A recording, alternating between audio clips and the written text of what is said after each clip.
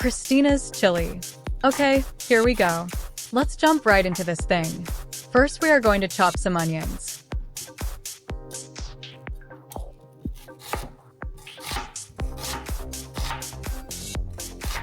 You can use sweet onion or regular yellow onion. I use a whole onion for this crock pot full of chili.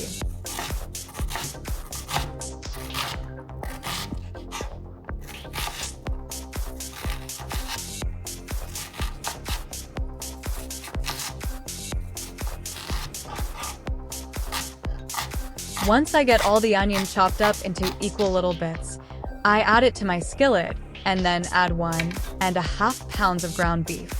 Here you can choose the amount of fat you want in your beef. I typically drain most of the fat off, so I am usually buying what is fresh and least expensive around me. Stay until the end to watch me cook up the meat.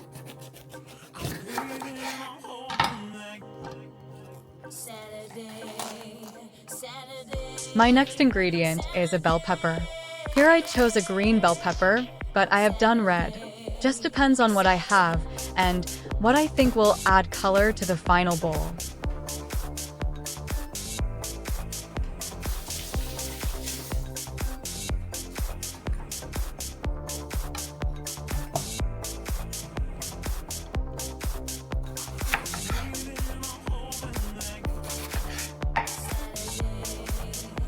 Bell peppers are one of the stranger veggies to chop up. This is one of the ways I go about it. I am sure there will be some comments regarding my knife skills. I was a little shy to show off my skills because I am not a chef, but I have chopped a lot of vegetables in my time. So with this bell pepper, I am just looking to get the pieces about the same size. And then I will add this to the crock pot.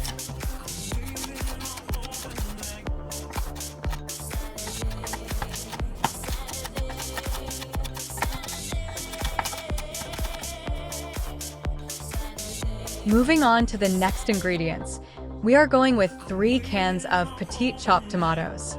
Now, I usually get 1 roasted tomato can and 2 regular diced cans, but you can adjust this to your taste. I add 8 ounces of tomato sauce and 4 ounces of diced green chilies.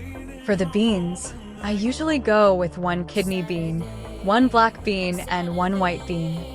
Now these can be any brand, and you can choose to grab your canned beans with or without salt added. I add 2 cloves of Trader Joe's frozen garlic, but fresh garlic is awesome too. For the seasoning, I add 2 to 3 tablespoons of chili powder, a teaspoon of cumin, and some paprika or chili de arbol or cayenne pepper. If you have added a lot of seasoning packaged into your canned products, then take this into account. Next, I chop up 3 chicken sausages. Remember, if you have used salted beans, you will use less salt in the end. It's also good to keep this in mind if you will be serving this chili to anyone that would be sensitive to a large salt content in the meal. Depending on how spicy you like your chili, you can use more or less jalapeno. I find adding 1 is perfect for flavor and heat.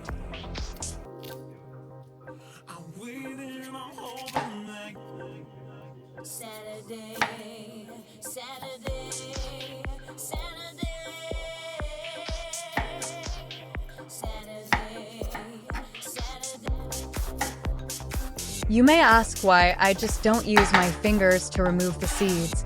Well, once the oil from the spicy jalapeno is on your fingers, it tends to linger, and it is hard to remember to not touch your eyes or lips with your fingers.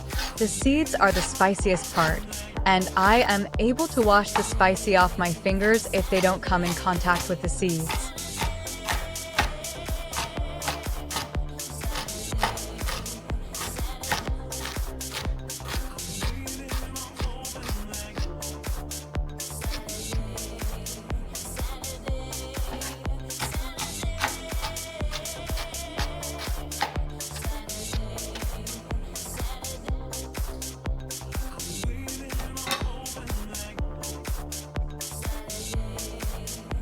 Now, let's get cooking this beef.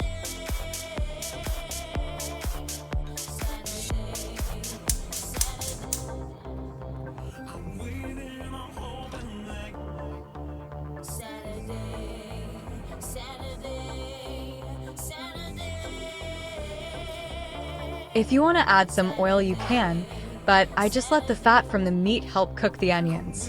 As the meat cooks, it gets easier and easier to break apart.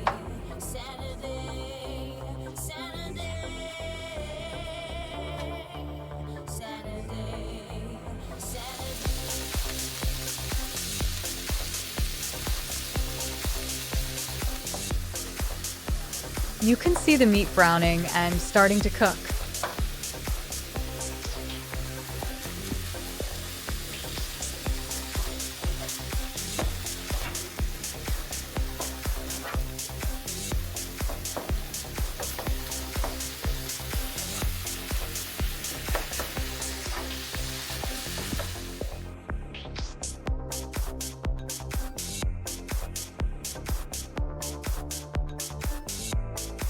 As the meat is all browned, I tip the pan to remove the excess fat. Then I will add this to the crock pot and stir. Set for 6 to 8 hours and serve with cilantro, chopped green onions, grated cheese, sour cream, and extra jalapenos on the side to make a beautiful chili bowl a la Christina. Thanks for watching.